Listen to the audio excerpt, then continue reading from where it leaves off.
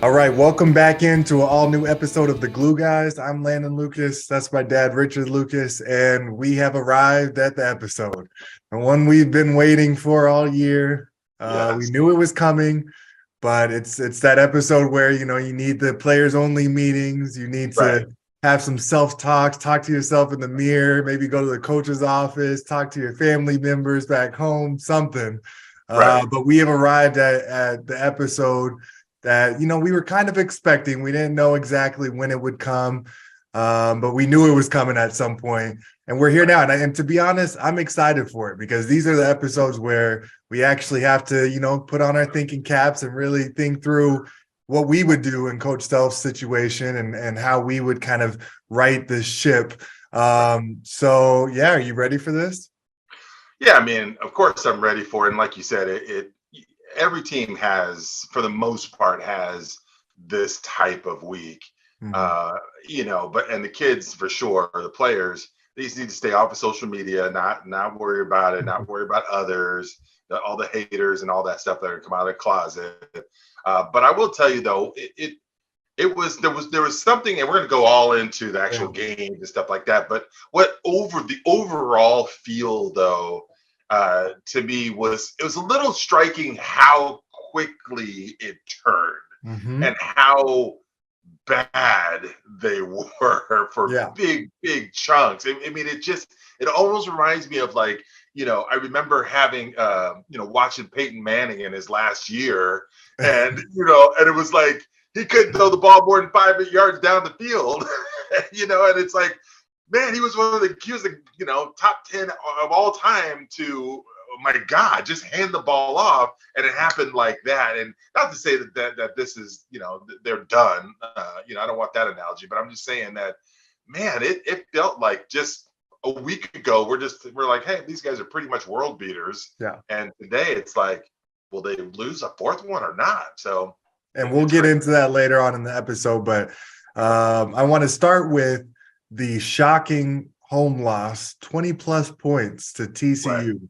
And when you and I were going over the next six games, I don't I don't think it even crossed our mind that this would No. be I mean, we neither one of us thought a loss at home was even going to be a thing, let alone a blowout like this was. And so you know, TCU comes in, they played hard, but there Right. were just a lot of things. And I had Isaiah's birthday party. So I was kind of half watching during the game and then went back and rewatched it later. Right. And with the rewatch of knowing the end result, I was able to kind of key in on what could have gone wrong. And there was a Right. lot of things that went wrong from top to bottom. I think Right. you have Jalen Wilson, who keeps you in games recently almost. I mean, without him, we may be losing by even more. I mean, I know we would Right. be, but these games wouldn't even be competitive. Right. I want to kind of get your thoughts on that TCU game because that was a weird one of those ones where I I did as I celebrate my wins, I'll celebrate my losses as well. I did place another live bet thinking, okay, Kansas is massive underdogs on the money line now after being down. I think they were down 15 right off the bat. And I Right. did place the bet thinking, okay, it's Allen Fieldhouse. They're coming off a loss. Surely they get back into this game. And they Right. just Make could that work. not make it a game. They could not go on that run. They could not Right. get the crowd into it. And so, from your perspective, what happened there at Allen Right. Fieldhouse? Well, first of all, right from the beginning, it felt like TCU was not intimidated at all. And we've Mhm. talked about it a million times about how you basically get 5 or 6 points right off the bat just from walking out there into Allen Fieldhouse. And it just, to me, it just seemed like TCU was like, well, either felt like they were at home or it was a neutral field. Like neutral court. They didn't care about Allen Fieldhouse. So that was Mhm. the first thing.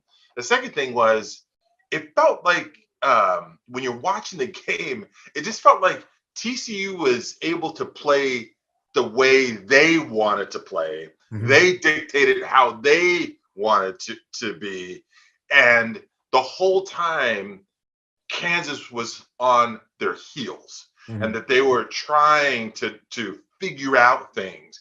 And it's just such a difference and departure from what's normally the situation, right? I mean, it's normally they come out and they've knocked, someone back, and that other team is trying to, they're just grasping, trying to figure out what to do. And so, when you start parsing the game down into these sections and pieces to it, one of the things that jumped out at me was the fact that TCU's transition was incredible.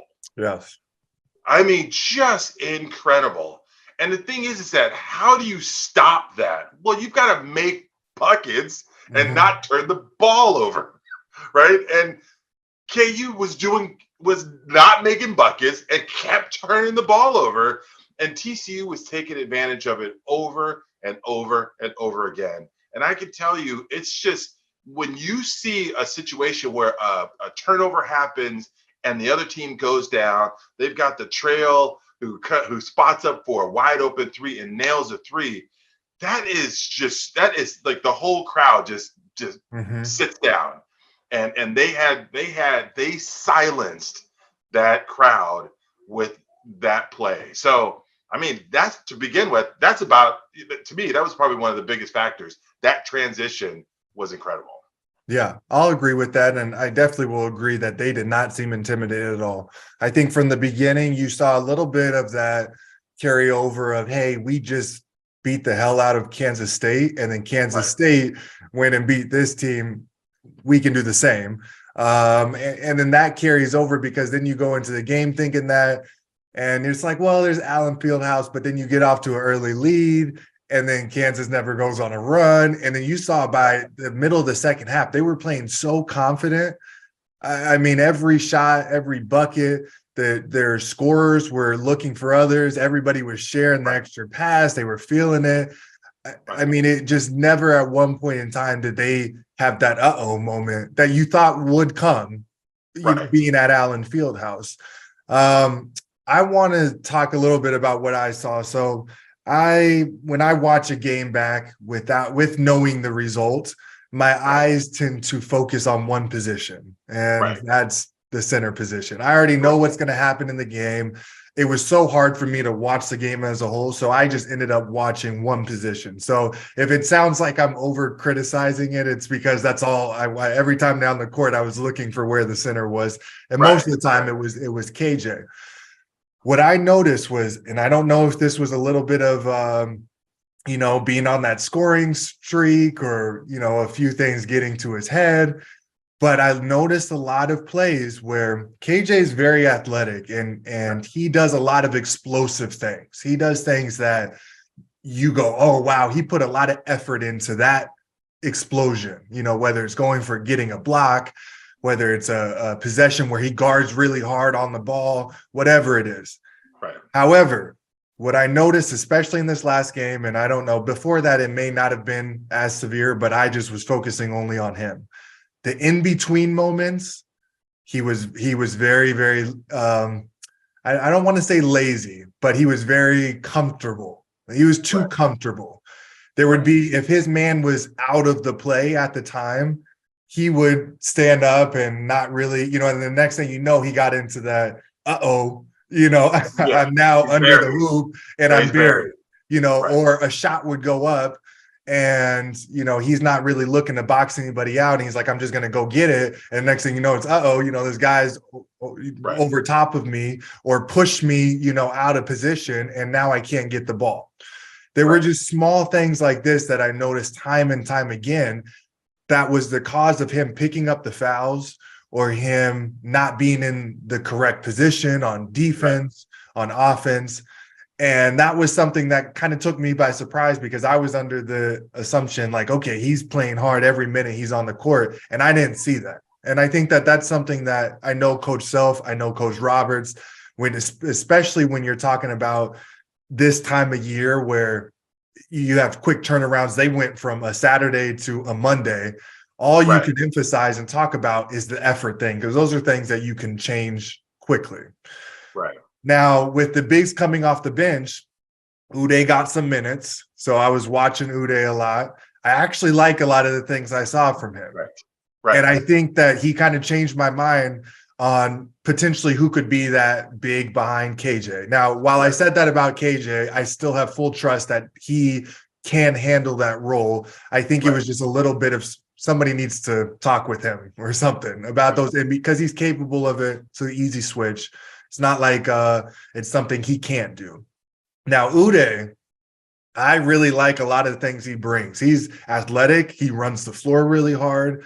He is somebody who I noticed in those little in-between moments, he doesn't get too comfortable. He stays on pretty good alert. The one thing with him is just a level of he's a freshman. Exactly. It's just you see it. You see that he's a freshman in so many different areas on offense, on defense. You just see it's a freshman that just when a play breaks down, he doesn't quite know where to go. You know, when something happens on defense, he's not quite sure. And in the Baylor game, I think there was another thing where there was just a natural switch that you may not practice very often, but it's something that you just gain with time and experience that, you know, was messed up. And there's small things that he could learn from. However, he showed a lot of potential, I thought, as somebody who can learn and develop into it. And then, you know, I really felt like that was what I'm seeing as far as moving forward, who could get some of those minutes from KJ. And I think that after that game, I was expecting a little bit more of a turnaround. And then without going into Baylor, I just didn't get that. So I want to turn it to you because, you know, that was my thoughts on the bigs. And, you know, I said that's all I watched during the replay of that game. But, you know, were you seeing the same things? Was there anything that, you know, maybe you saw differently than I did? Yeah. So, let's start with KJ. And I agree 100% on your evaluation of both him and Uday. I mean, spot on. First with KJ, you know, I think potentially what's going on. Have you seen that of any of the players? He seems to grab his shorts a lot more than others. I think it's a fatigue so thing. I'm wondering if this is truly a conditioning deal where he's taking those times, ill-advised, right? But you know, he's taking those times to grab a quick breath because he knows that he needs to conserve because he needs to be out there for those bursts that you talked about, right? So that could be a little bit of what's going on. You know, for him, first of all, from a foul perspective, I swear, I don't know, don't they show you guys and teach you about, you know, the hands and keeping those hands up? And the thing is, you have to over exaggerate having those hands straight up. And the thing is, I mean, and the thing is that, you know, as a big, you have to remember that, you know, the higher those hands are up, the harder that shot is. And so it's like he kind of tends to do the little, you know, and you know, and then somebody kind of gets into his chest and it kind of comes down and then he gets the foul and he's, you know, screaming that his hands were up. And so he's picking up these ticky-tack fouls. But I think now the more I talk this out loud, I think that comes back to conditioning as well. You know, and so maybe that's what's going on with him from a physical standpoint. And then, you know, the rebounding too is still not there. Now, when you look at the rebounding, the total team rebounds, it doesn't look that bad. But the problem is that it feels like the times when they're getting the big rebound, it's the big ones. It's the ones that are game changing. Like we have to get a stop and we have to secure a rebound, and it goes to the other team. And it's like this. So if you're going to conserve your energy, then that's the time to exert that energy, is right then and right there to get that stop. Because it just felt like all the big, most important plays, it went to the other team, whether it was TCU or Baylor. Yeah. No, I agree. I got a question for you then. Yeah. Go ahead. So okay, so do you recall what's the biggest losing streak you guys had in your? I don't think we ever got to 3. I think it was 2. So, all right, so there was a time when there were 2. What's coach's mentality? And I know every team is different, so he might be using different tactics depending on personnel a little bit. But do you remember kind of like what was practice like and locker rooms like when you lost and dropped a couple in a row? Yeah, I mean, it was something that we go through. It felt like every year. And it felt like almost every January for some reason. It was always that, like, you get into Big 12 play, you get off to a decent start, and then you go through that like bump in the road where you Right. drop 3 out of 4 or something like that. And it's just like, okay, well, we need a gut check. And the way we would handle it a lot is player stuff.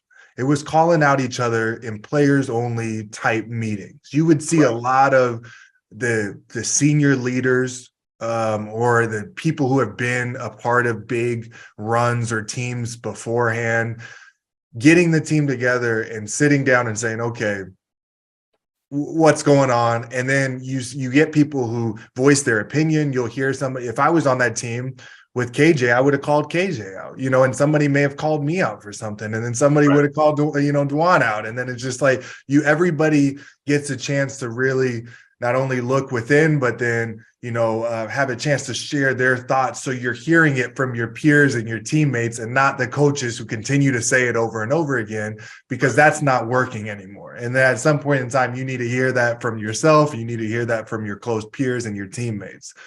From there, you really have to, it takes a change in the way that you practice, the way that you prepare for games. It's a certain level of focus that, sometimes you start losing it a little bit, and you'll just notice it as a team. You'll start feeling it where people are just more locked into scouting report. People are more locked into walkthroughs.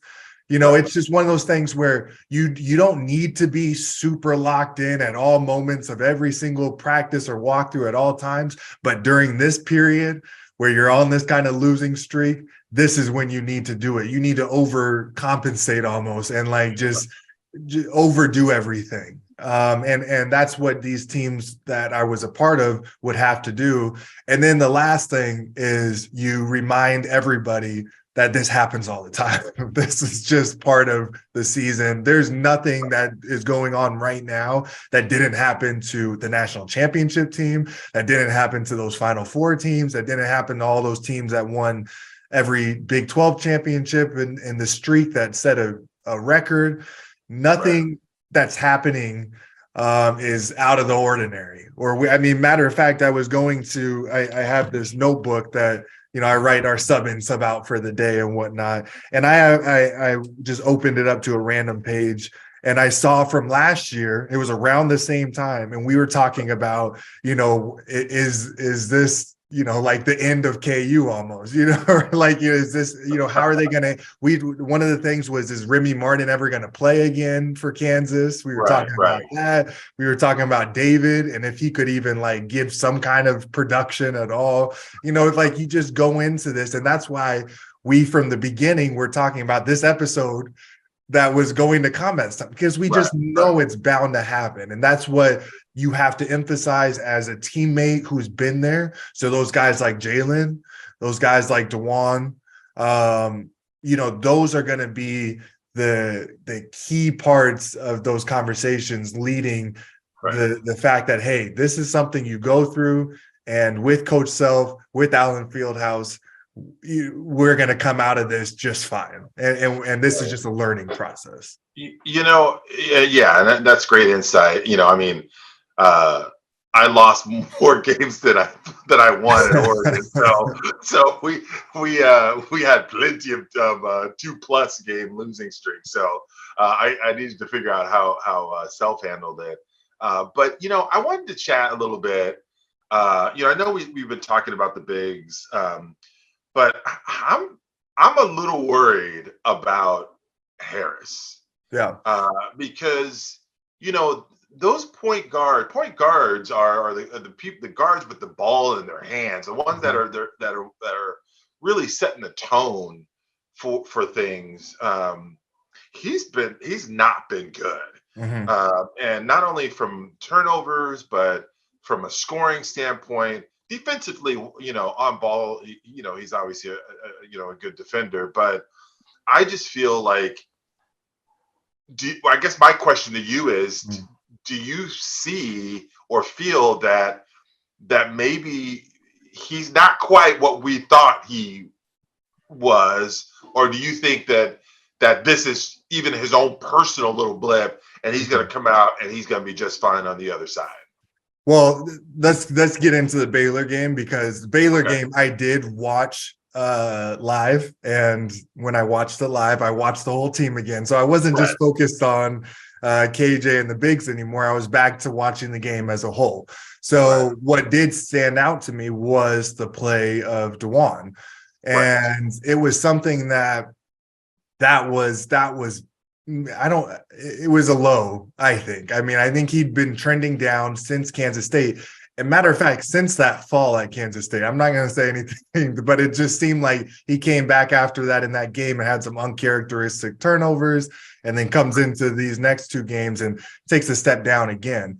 In this Baylor game, what stood out to me the most was, I know Dewan Harris as somebody who plays very good defense and is an Yes. amazing game manager that just gets you. He does the right things. He doesn't make bad mistakes in big moments that hurt your team, and he makes the players around him better.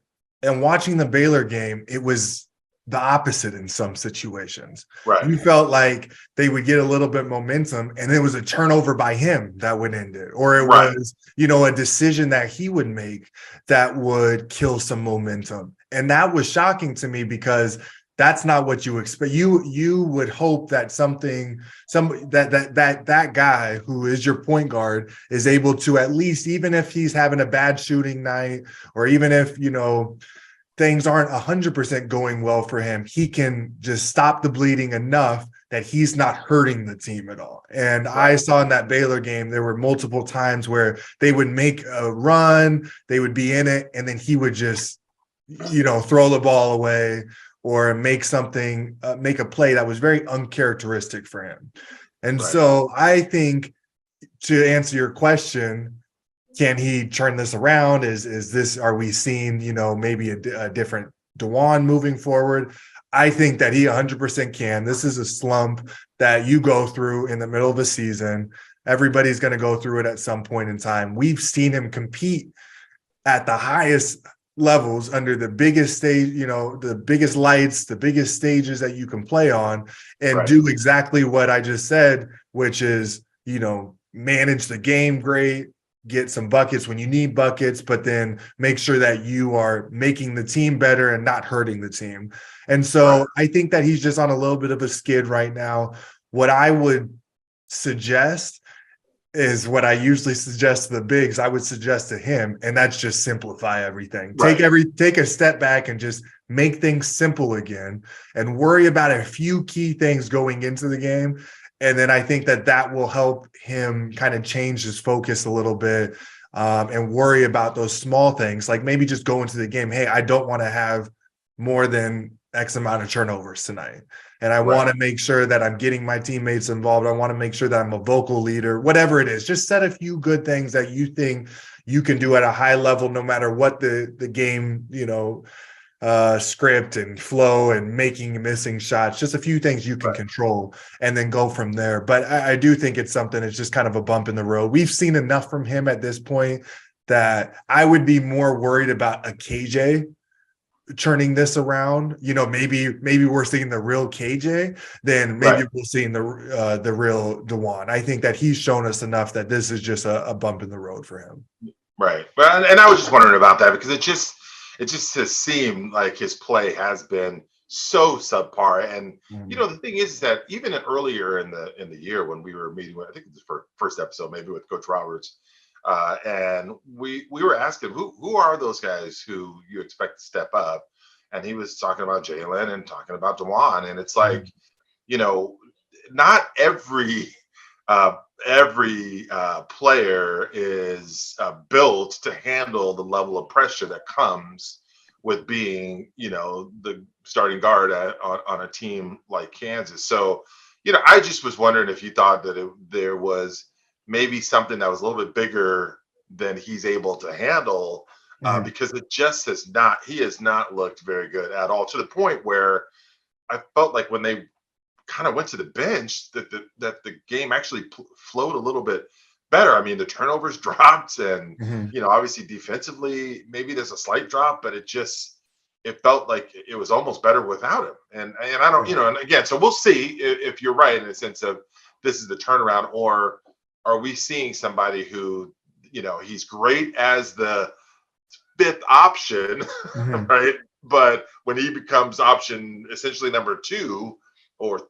three at the least, is this really his deal or not? Yeah. So I agree, and we'll see. In the coming, we got a big test on Saturday. But Right, before we get there, the Baylor game. What right, surprised me the most about it was I think how Kansas came out, and then throughout the game, yet again, it felt. I mean, they had a chance. They were down 5 with just a couple minutes left. When really, I thought they should have been down 30. The way that they were playing and the way things were right, going. But it was weird because it just felt like from the beginning when you were expecting that confidence switch, at coming off the 2 games, 2 losses, you're now, I believe it was a CBS game. It was a big game. You're playing Baylor. I guess it's not because it was a Monday. You're playing Baylor on national television.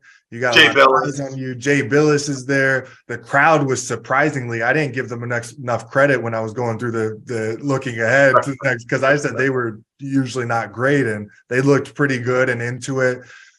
I was expecting a little bit more, and it looked like by that second TV timeout, you almost felt more of the same. right, And what I kind of compared it to immediately, which is just because my mind was on football, and unfortunate for my Dallas Cowboys that are out of it. But the kicker that missed all those field goals right, going into it, and then it was that little bit of a break. All this question talking about it, and everybody was looking at that first kick, right. and that was 100%. gonna determine the rest of the game. Was what is his confidence? What is his mindset? What does he look like on that first kick? And he went out there, it got blocked. He completely shanked it. And at that point, I'm like, oh, it was It is shot. sideways. It was sideways by the time it got blocked. But it was Right, interesting because that first kick. There was so much put into it because you wanted to see how he would bounce back. And I was looking at those first 8 minutes of that game, and immediately it felt like we were up against it again. Just like with the kicker, it was like, okay, well, let's hope he makes some, but like we know he right, hasn't fully recovered from that previous game. And I felt a little bit of that. I felt a little bit of that, like, and that's why I didn't put any live bets on it, because I was like, this is right, looking like more of the same. And after what I just watched, I actually watched it about an hour before that game. I had just finished watching the previous game, and I was going into it like, okay, a lot of stuff needs to change, especially from an effort standpoint. And it went in right. there, and it was just like, this is looking like more of the same, unfortunately, heading into this one. And so that was a shock to me. And then there were some bad calls and whatnot. And I saw a lot of fans on Twitter talking about, hey, this call or that call, and Coach Self getting upset about it, which I understand completely. However, when you're Kansas, you have to be able to fight through that. And a lot Right. of times, the more aggressive team that's just going after stuff more, just seems more into it, it's just going to get more calls from the ref more times than not. And you saw that play out in the game. And I think the combination of those just led to a game where Kansas really never was in it from the beginning. I never felt like, okay, they're going to win this game, even when they cut it to 5. Well, I mean, I guess I disagree a little bit in the sense that this has been a you know, kind of step on KU a little bit, deservedly so. Fair But enough. I I will mean, say, you can't look at it though. I mean, they did take the lead, and Mhm. at one point, and by 1 point, I Yeah. think it was, and the one thing I was more encouraged about with the Baylor game versus TCU was that it felt like even when against TCU, even when KU put together a little 6-0, 7-0 run or something like that, Mhm. TCU just came back with a 14-0 run. Yeah, Like yeah, they just smacked. Like it was just, you were just treading water basically, trying to swim uphill. Against Baylor though, I did feel like they were able to actually put some stops together. and actually make a couple of shots. But the one thing that was disappointing was that right when it felt like, God, if they could just get this stop or this, then for whatever reason, like you said, you just get the call. The more aggressive team gets the calls and gets the rebounds and all of that. And so to me, the effort was better. I thought defensively they were better. They handled the transition better. I felt like it was a better played game against a ranked team on the road in a big time matchup. So I feel better about them kind of coming out of this. But if you consider TCU to be the bottom of the barrel, then I consider like the Baylor part a step up. So, but I have a question for you. Yeah, go ahead. So, I was looking at watching the last minute or minute, whatever it was, this basically last minute against Baylor. And I was a little confused. And again, I'm not even in the same breath of anything that Coach Self does. So he's, forgotten more basketball than I have ever learned in my entire life. So to try and wonder about what he's thinking sometimes, so that's my, I just want to put that out there, right? I completely understand. But I guess I was a little confused as to why they were not trying to foul. And they're down 2 possessions.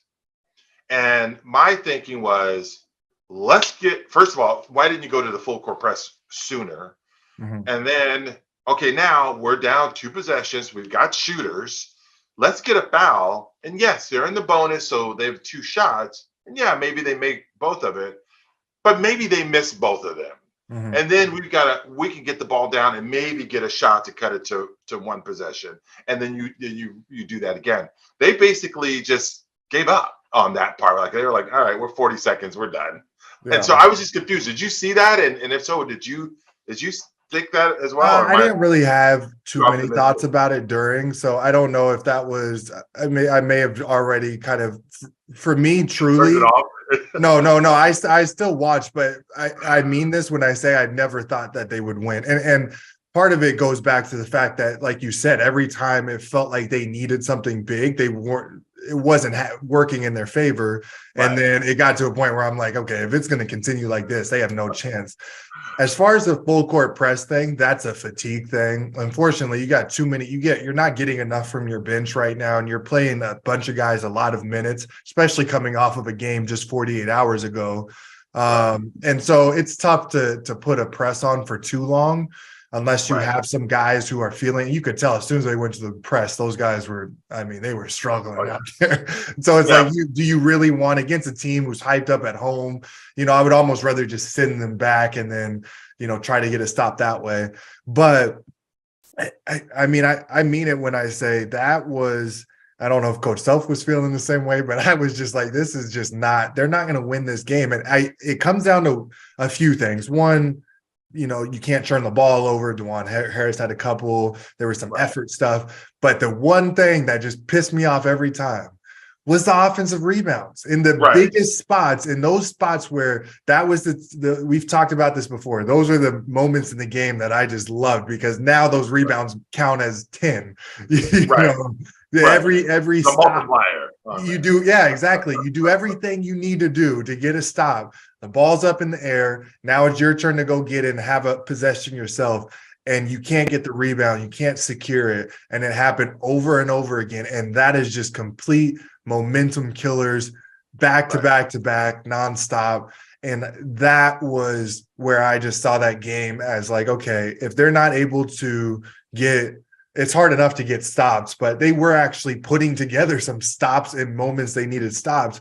But then when you're unable to secure not even just one rebound, but then they give up a second offensive rebound, a third offensive rebound, and then they score, or they get the ball rope. I mean, there was a few plays where they got the ball and then in transition, they fumbled it or threw it away or something. It's like those are just momentum killers that you can't win a game like that. And so, I mean, Yeah, I'm not going to question Coach Self. Maybe he just chalked it up and it was just like, all right, let's just move on. Let's just cut our losses and get up out I of mean, here. that in my head, I was already moving on to, all I could think about was in a couple days, Oscar is about to set an NCAA record for offensive rebounds if Oh my this is God. the performance, and we'll get to that in a second. Right. But that was, I mean, I kind of just wrote that game off almost because it was just felt like that. And I think that if you can feel that as a fan, you Right. can 100% believe that every player on that floor on Kansas can feel it, and every player on that floor on Baylor knows we're getting, Right. it's just everything's working in our favor right now, and we're attacking the ball more. It's just the balls are Right. bouncing our way.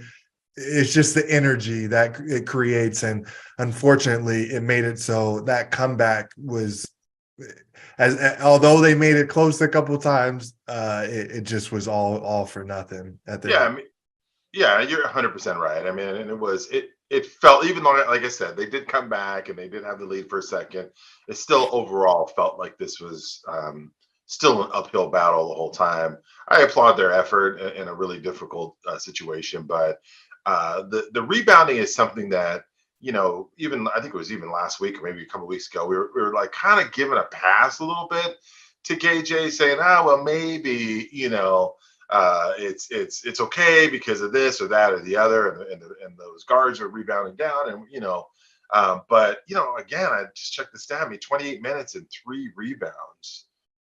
I mean, Yeah, it's it's not you enough. can't have that, and have that the success, because they just, what's happened over the last few games is that KU's margin of error has slimmed so much, right? And so now it's at a point where you can't just give up those extra possessions and expect to win, like you Mhm. like kind of felt like before. Like, that's fine. We give up a couple. We're still the better team. And now it feels like, man, you give up too many of those and get people in foul trouble and putbacks and stuff. Man, it puts you into you dig such a hole for yourself, and you're Mhm. just constantly trying to play catch up. And now you've been able to, over the last 4 or 5 or 6 games, been able to make a little bit of money off of it because KU's always figured out a way to come back against a little bit inferior teams. But against these good teams, you get a hole. Yeah, it's You're not. you're Yeah. you're in a world of hurt. Yeah. And I agree. I think you saw that, you almost saw it coming, but you just assume that, hey, Kansas is just playing bad, but then they're going Right. out there and they're doing the exact same thing against good teams, and you're just not going to complete the comeback against good teams like that. I have a question for you before we move into our sub and sub out and finish with talking a little bit about Kentucky. I want to talk to you a little bit about, you asked me about the players and how we handled things. I want to know a little bit about how you handle things as a coach in this situation. I've been around Coach Self, and I've seen two sides of him. I've seen, after some bad losses, a little bit of positivity coming into it. Hey, we can turn this around. Here's the positive things to focus on. This is what we've been through this, all the positive talk. Right. But I've also, and this is a side you mainly see from Coach because he hates losing more than he Oh enjoys yeah. winning. Losing Right. just eats away at him. And I have stories for days that I'll say for another time of him where he's, just completely overtaken by the loss, and just it eats away at him. Right. And we feel that as a team, but sometimes it can motivate us, especially in a situation where you're about to go into Rupp Arena. Right. As a coach, how are you treating this? Because you got to walk a fine line of, am I going to kill this team's confidence more going into a situation where, now they are just completely out of it?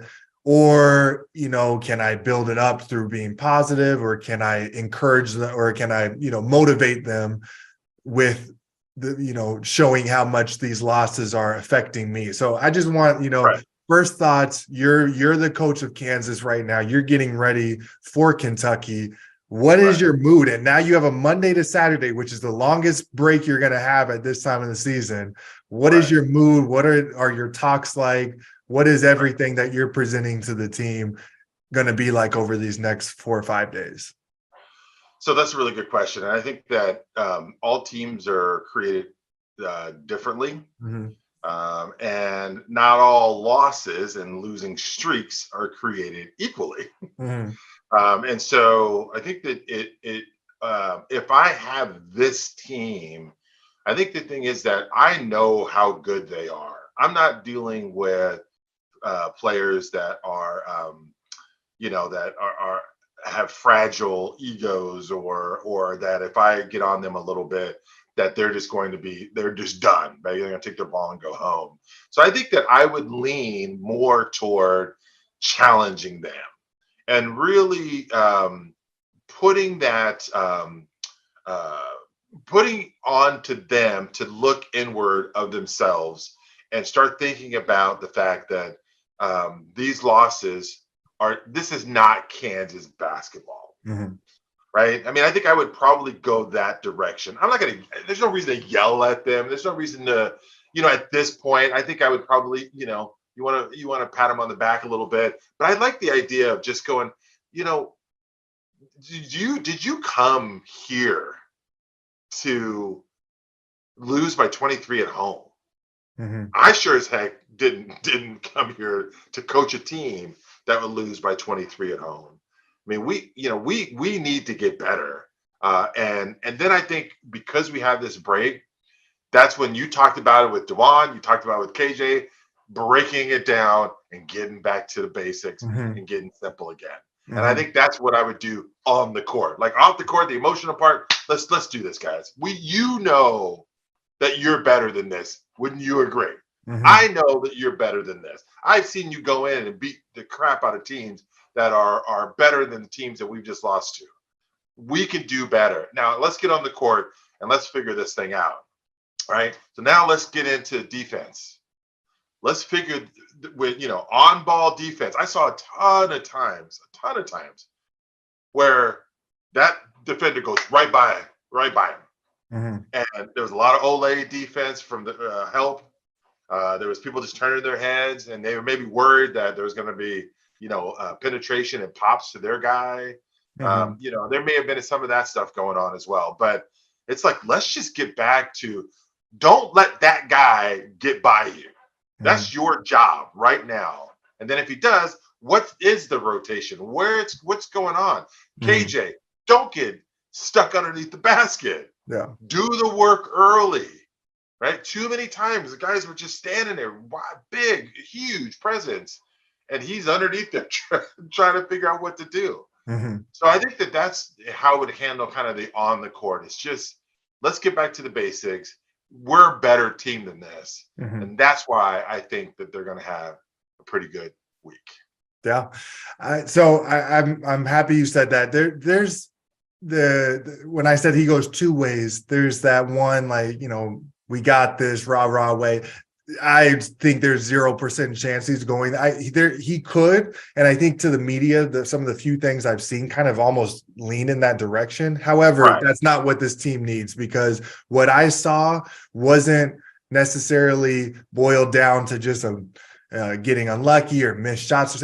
There's a lot of things you can control that weren't being taken control of by the players. And I think that's when you need a gut check time. That's when you need to force the players' hands to really have that team meeting, have those discussions. And so I would come out right after that game. I would have been pissed off, shown that I was pissed, so that they know that, hey, this is no more, laughing matter and stuff. But then, I think what's really important, and Coach Self does this a lot, you break down the film of these last few games. So you have all these days, and I'm sure a ton of time to watch film.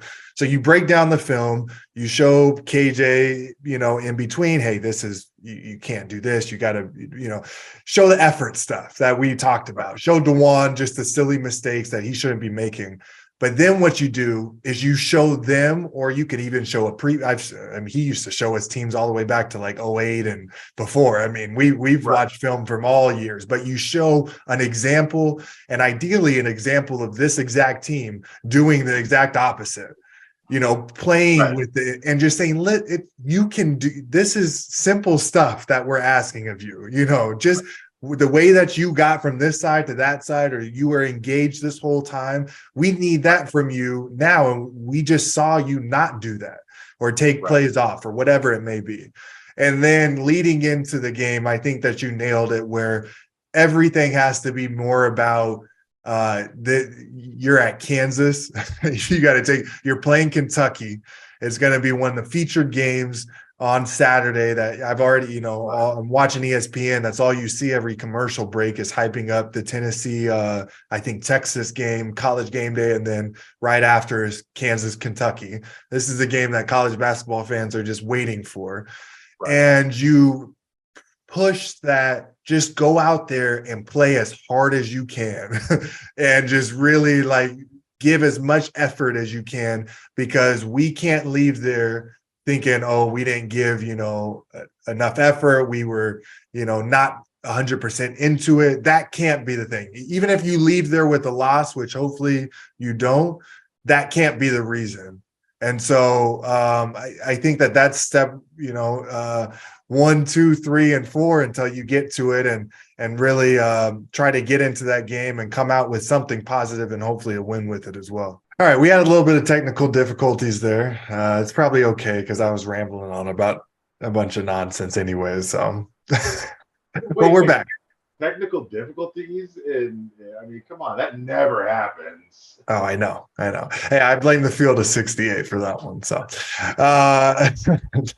but let's jump back into it and let's finish things off with our sub in, sub out. It's a little bit of a look ahead. Our sub in, sub out today is: are you subbing in or subbing out that the losing streak ends on Saturday? Okay. So I'm going to sub in that this is it. This losing streak is over, and for a couple of reasons. One is that Coach Self, I think that he is going to have these guys ready. We've talked all day about the fact that it's not anything major that has to be fixed. It's just some small things. Mm-hmm. It's a few effort things. Like they can, in a heartbeat, if they just flip a couple of these switches and they get some momentum, especially early on, I do think that they can win this. And the other thing too is that KJ is going to have to do a yeoman's job to make sure that he keeps the big guy off of the boards. And he's athletic enough and he's strong enough to be able to do that. Now, it's got to be a very concerted effort for him because it's not normally his deal. But I think that he's going to limit the offensive rebound opportunities of the other team. I think that we score. I feel that Jalen Harris, even though I was kind of on him a little earlier, I think he comes out of his whatever mini slump that he has, and he contributes. And I think Dick is going to be the key to it, because Jalen's going to be Jalen. He's going to have his 25, but I think Dick is going to really have a big game. He's going to shoot great, and they win the game on the road. Your mic is so bad. Your mic is so bad. But we could kind of hear you, but what you were talking was probably some nonsense anyways. So the bottom line is they win and they beat in Rebounding. Okay. Done. Well, I'll say this: as much as I would love for that to be the case, as that was one of my favorite wins was at Rebounding, I am going to sub out on this one. I think if this was any other team on this stretch, I would actually sub in. And it's oddly enough, when we were going through the look ahead of the next 6 games, this was the one team that was unranked. And I said this was going to be the hardest game for them, in my opinion. And of course, now it's come to this as the game that can stop the bleeding. However, I think that while I do believe that from an effort standpoint, they're going to play harder. I think you'll see a better team out there and you'll see process towards the turnaround. So if you're asking me if this game is going to, start the turnaround, yeah, I think it very well could. However, I don't think that they are going to be able to get the job done. I hope I'm wrong, but Oscar Shibwe, I've watched some games of him. And as a big, I watch the bigs. That guy goes after rebounds better than anybody in college basketball. And he has a massive size advantage on KJ. And I just don't know if there's going to be enough on the rebounding side of things in those key moments. I think Kansas can it's going to be a close game. I just think that during those key moments where you need an offensive rebound, it's going to be tough. And I think that there's going to be foul trouble for KJ again. And I think that Uday and those other guys, while they show potential, and if this game were to take place, say, in the tournament or later on down the season, I think that it could be a different story. I think at this point in time, you run into a grown man who is going to look at those freshmen coming in off the bench and just, be salivating because he knows how many exactly. He knows how many rebounds he's about to get just because of small things, knowing, getting somebody off balance, knowing the shot's going up for one corner, it's going to come off the rim to the other side. All those small things that you pick up as an elite rebounder with experience in college basketball. He's going to feast against the undersized KJ and feast against freshmen coming off the bench or Zach coming off the bench, whoever's coming off the bench for Kansas. And unfortunately, as much as I hate to see it, I just don't think that they'll be able to get the job done because of that. And I hope I'm wrong. I really do hope I'm wrong. But that's a tough one. And I've said it from the beginning, the look ahead, that's going to be a tough one. So I am going to sub out on this one and say that Kansas is going to take a L and make it a 4-game losing streak, which then – I think that this is going to be the low part right now. I think that you'll take some positive things coming out of that and then you come back home against K-State. And I think K-State is the one where you take that momentum from Kentucky and you come home and you put it on K-State and you turn things around.